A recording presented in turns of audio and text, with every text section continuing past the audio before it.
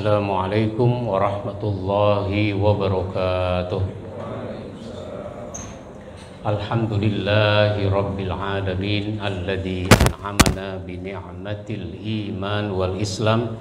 Asyhadu an la ilaha illallah wahdahu la syarikalah wa asyhadu anna Muhammadan abduhu wa rasuluh la nabiyya ba'dah, amma ba'd. Jamaah sekalian yang saya hormati, marilah kita mulai kajian kita siang ini dengan membaca basmalah. Bismillahirrahmanirrahim. Kita sambung bahasan kita tentang asbabun nuzul, sebab-sebab turunnya ayat yang berkaitan dengan akhlak. Sekarang kita bahas tidak menghina Tuhan lain. Penganut agama yang berbeda itu harus saling menghormati. Di negara kita banyak agama. Di masa Nabi ada orang beriman, ada orang musyrik, ada orang Yahudi, ada orang Nasrani, ada orang Majusi. Jadi agama itu penganutnya banyak berbeda-beda, maka tidak dibenarkan menghina sesembahan penganut agama lain. Abdul Razak berkata, Muammar memberitahu kami bahwa Qatadah berkata bahwa dulu kaum muslimin memaki-maki berhala orang kafir, sehingga orang kafir membalas penghinaan itu dengan menghina Allah Subhanahu wa ta'ala. Maka Allah menurunkan firman-Nya surat Al-An'am ayat 108. A'udzubillahi minasyaitonir rajim. Wala tasubbul ladzina yad'una min dunillah fayasubbullaha adwan bighairi ilm. Kadzalika zayyana likulli ummatin amalahum summa ila rabbihim marji'uhum fayunabbi'uhum bima kanu ya'malun. Dan janganlah kamu memaki-maki sembahan-sembahan yang mereka sembah selain Allah, karena mereka nanti akan memaki Allah dengan melampaui batas tanpa pengetahuan. Demikianlah kami jadikan setiap umat menganggap baik pekerjaan mereka. Kemudian kepada Tuhan merekalah kembalinya mereka. Lalu Dia memberitakan kepada mereka apa yang dahulu mereka kerjakan. Dari kisah dan ayat ini kita bisa mengambil hikmah, kita bisa mengambil pelajaran. Yang pertama, hubungan baik harus dijalin sebaik mungkin kepada siapapun, termasuk kepada orang yang berbeda agama atau keyakinan. Kalau dalam konteks masyarakat kita, orang Islam harus berhubungan baik dengan orang Kristen, dengan orang Katolik, dengan orang Hindu, dengan orang Buddha. Begitu juga sebaliknya, penganut agama lain harus berhubungan baik sebagai sesama manusia dengan orang-orang Islam. Di antara bentuk berlaku baik adalah tidak menghina Tuhan penganut agama lain, karena bisa jadi mereka akan menghina Tuhan Allah Subhanahu wa ta'ala. Jadi jangan dihina Tuhan penganut agama lain, jangan dihina. Kalau kita pengen tahu, boleh bertanya. Boleh bertanya. Itu namanya ingin tahu, Pak, Bapak agamanya apa? Saya agamanya Katolik. Oh, Katolik. Bedanya apa ya Pak? Ini terus terang saya nggak paham nih. Bedanya apa ya Pak? Katolik sama Protestan. Kalau ngelihat gerejanya sama. Kalau ngelihat lambangnya salib sama. Tapi saya nggak paham tuh apa bedanya Katolik sama Protestan. Nah gitu, nanya aja sifatnya. Bukan mencela, bukan menghina.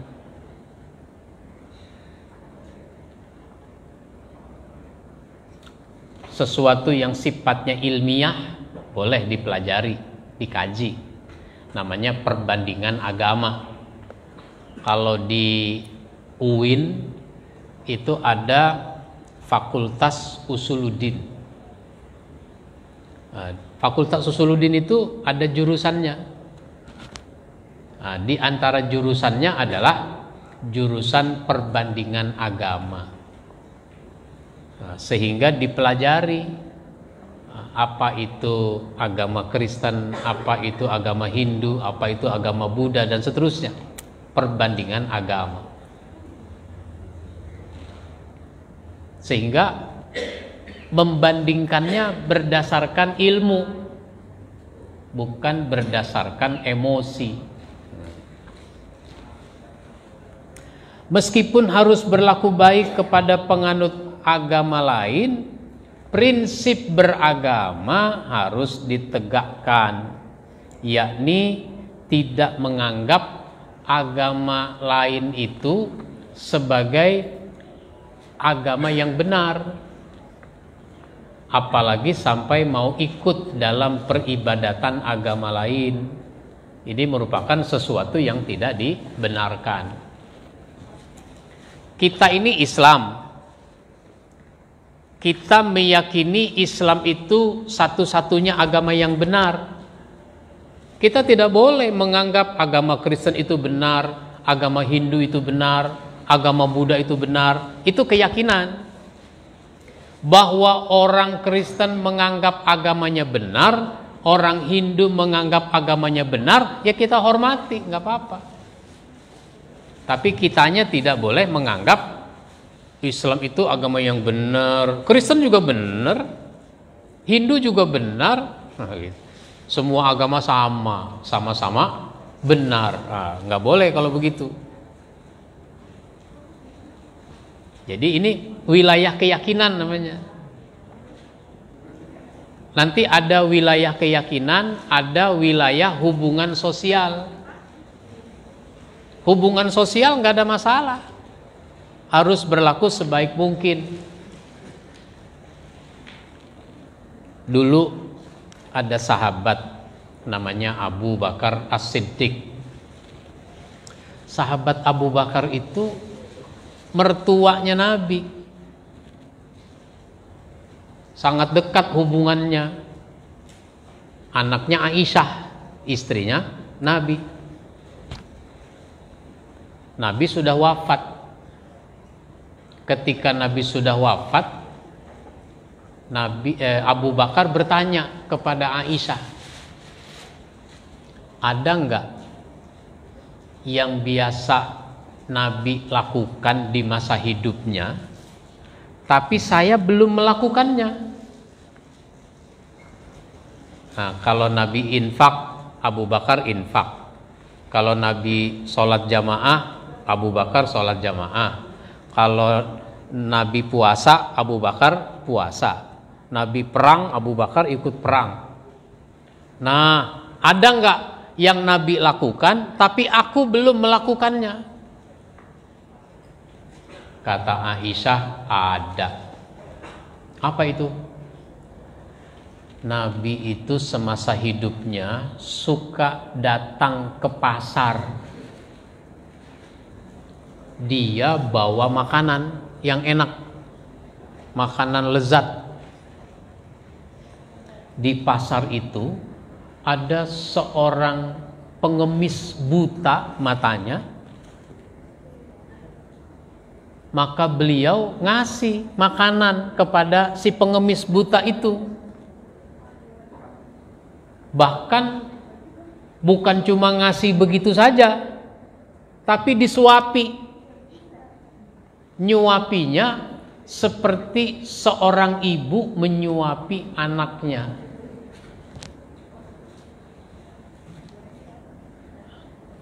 Padahal si pengemis itu nggak suka banget sama Nabi, sampai dia mencela, sampai dia menghina di depan beliau, karena dia nggak tahu ini siapa yang nyuapi.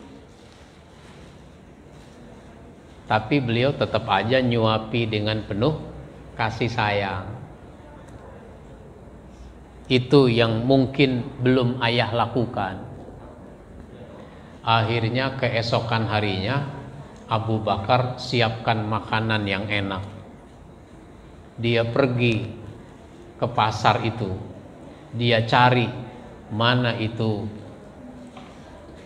orang buta, pengemis, agamanya Yahudi. Dia beragama Yahudi. Wah, ini dia.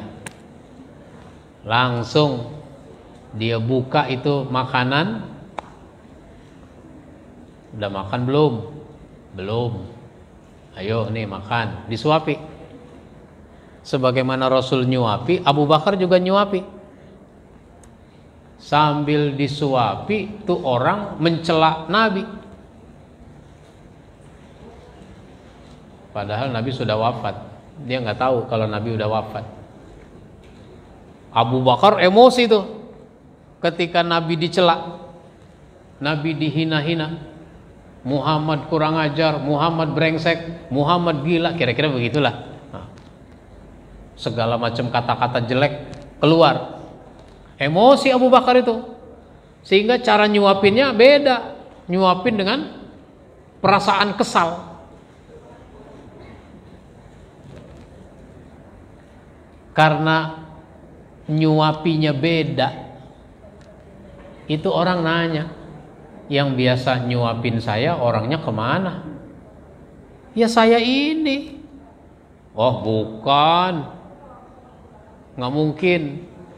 Kalau yang biasa nyuapin saya itu cara nyuapinnya enak, nggak kasar kayak begini. Emang saya nggak mungkin. Nah, ketahuan juga Abu Bakar. Akhirnya Abu Bakar mengatakan, aku ini Abu Bakar As-Siddiq. Yang nyuapi engkau biasanya adalah Nabi Muhammad sallallahu alaihi wasallam.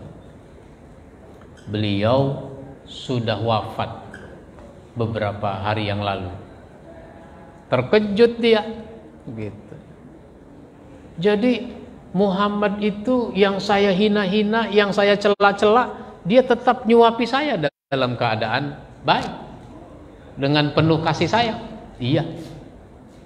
Nah begitu. Jadi hubungan sosial mah tetap berlangsung dengan baik, tapi agama jangan dicampur-campur. Jangan dengan dalih toleransi beragama, orang Kristen Natalan, kebaktian, kita ikut kebaktian. Orang Hindu ibadat, kita ikut ibadat agama Hindu. Jangan. Karena ini udah digariskan di dalam surat Al-Kafirun. Dulu kan Nabi diajak, ya Muhammad, daripada kita ribut, mendingan kita hari ini sama-sama menyembah Allah, Tuhan yang Esa. Besok kita nyembah berhala, Lata dan Uzza. Kan jadi akur, nggak ribut kita. Ajakan sih kedengarannya bagus, tapi itu tidak boleh. Hidup akur itu jangan merusak prinsip. Turun surat Al-Kafirun. Qul ya ayyuhal kafirun. Katakan ya Muhammad kepada orang-orang kafir. La a'budu ma ta'budun wala antum a'biduna ma a'bud. Aku tidak menyembah apa yang kamu sembah, kamu juga enggak nyembah apa yang aku sembah. Wala ana a'bidum ma abattum wala antum a'biduna ma a'bud. Aku tidak boleh menyembah apa yang kamu sembah, kamu juga begitu. Lakum dinukum waliyadin. Bagimu agamamu, bagiku agamaku. Jadi agama itu prinsip, jangan dicampur-campur. Jadi sekali lagi, bedakan hubungan sosial dengan hubungan peribadatan.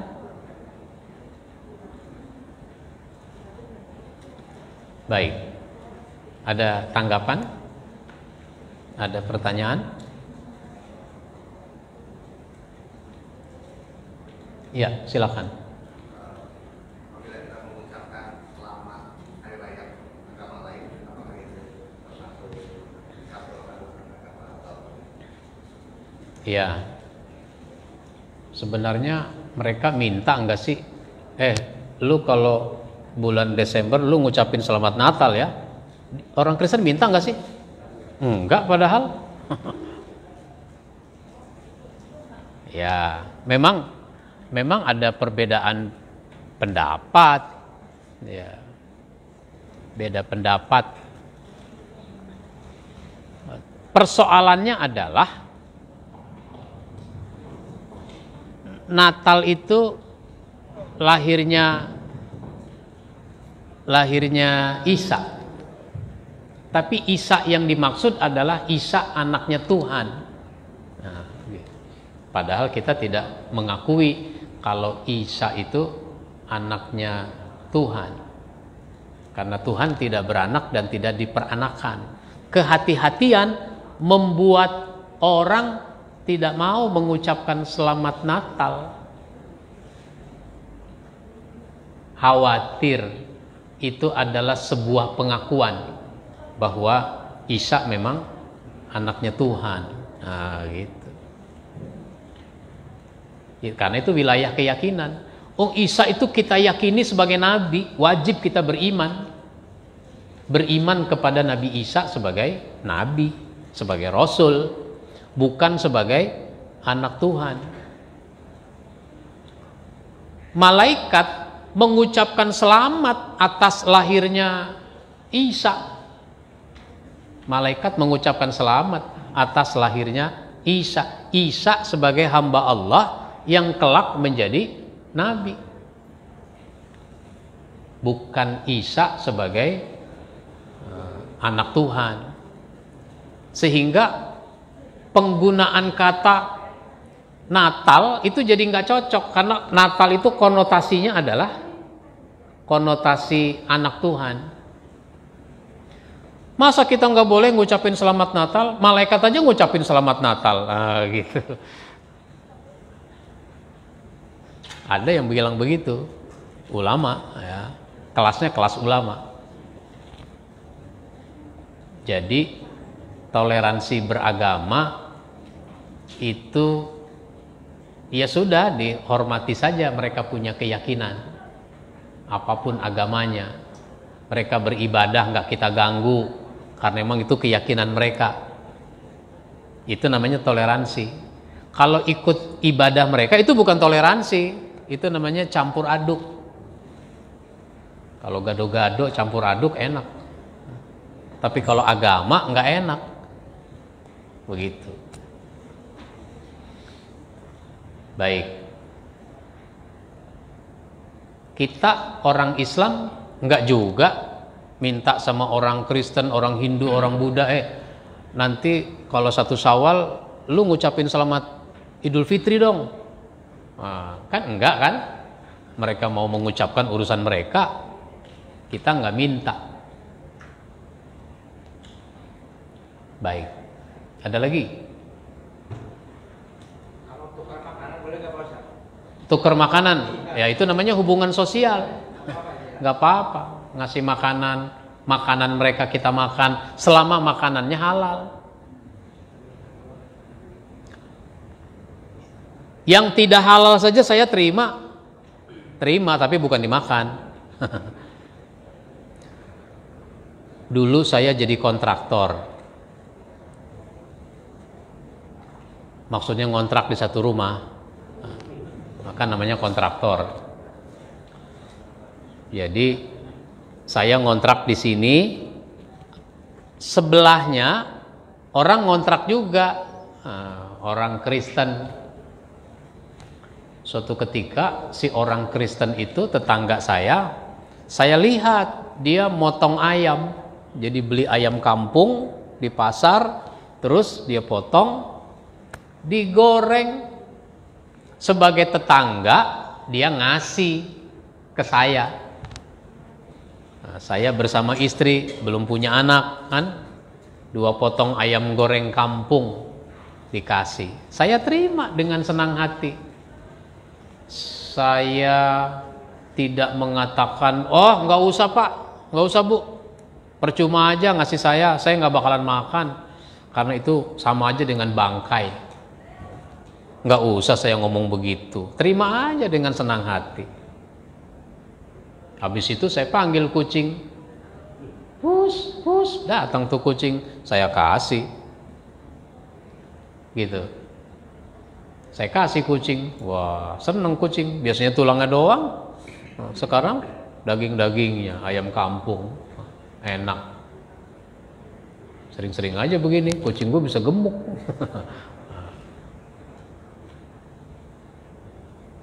Nah, suatu ketika, ya tentu saja kita berlebaran. Namanya lebaran, ada ketupat, ada semur daging, ada macam-macam makanan, ya kasih tetangga itu. Suatu ketika dia Natalan. Natalan dia punya makanan. Ada kue, ada buah. Dikasih ke saya. Ya ini mah halal. Kalau kue bolu mah halal, orang dia belinya juga sama di tempat istri saya beli. Misalnya begitu. Maka kuenya boleh dimakan, halal. Buah-buahannya dimakan, boleh, halal. Begitu. Itu namanya hubungan sosial. Kalau orang non-muslim menikah, kita diundang, ya boleh kita datang menghadiri resepsi pernikahan. Ucapkan selamat, kasih kado atau amplop, kasih hadiah, boleh. Yang tidak boleh adalah kalau ada upacara keagamaan berkaitan dengan pernikahan. Nah itu kita sifatnya kalau emang harus hadir nonton aja, bukan ikut doa, kita ikut mengaminkan, ya jangan. Karena itu udah masuk wilayah peribadatan.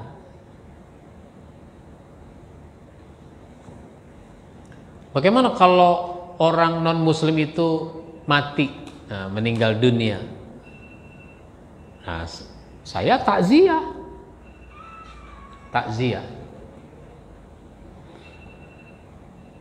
Lihat aja jenazahnya. Wah, ini orang ganteng, nggak ada kurang apapun. Dipakein jas, pakein celana panjang, pakai sepatu, pakai dasi.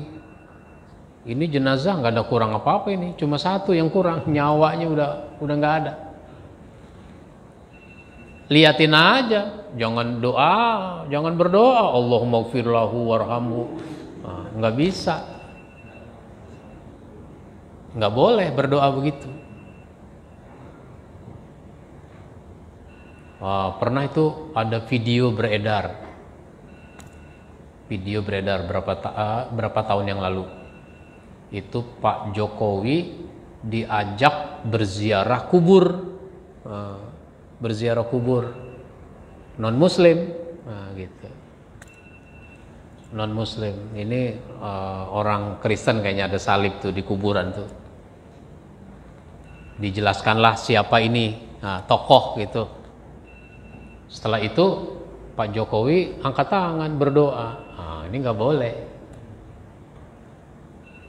Ya lihat aja kuburannya nggak apa-apa, tapi jangan berdoa. Kenapa? Doa itu nggak ada sinyalnya. Gitu. Kalau doa itu terblokir sudah. Begitu Pak. Baik, ada lagi? Ya silakan. Jika satu ketika anak kita atau saudara kita bertetangga itu ada acara peribadatan, namun dari sisi tempat mereka itu keterbatasan, sementara kita punya lahan, itu memungkinkan untuk dilakukan acara tersebut. Apakah kita boleh dalam arti lahan kita digunakan tuh dari sisi akidah seperti apa? Iya. Ya karena mereka punya kegiatan lalu tempatnya tidak cukup, akhirnya melebar ke tempat kita, ya nggak apa-apa. Dihormati saja. Dipersilahkan. Yang penting kitanya tidak ikut. Itu yang penting. Oleh karenanya harus kita bedakan antara hubungan ibadah dengan hubungan sosial. Hubungan ibadah dengan hubungan sosial. Yang kita dibolehkan adalah hubungan sosial, bukan hubungan peribadatan. Bahkan meskipun dalam satu rumah, artinya satu keluarga beda agama.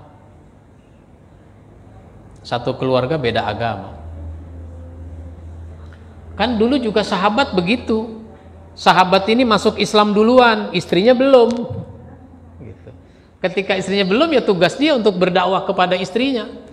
Sampai kemudian istrinya masuk Islam. Atau anaknya masuk Islam, ibu bapaknya belum. Berdakwah lagi supaya bapak ibunya masuk Islam. Hubungan sosialnya tetap harus dijalin. Tapi ketika orang tua memerintahkan agar anak keluar dari Islam, kembali ke agama nenek moyangnya, nah itu yang sahabat tuh nggak mau.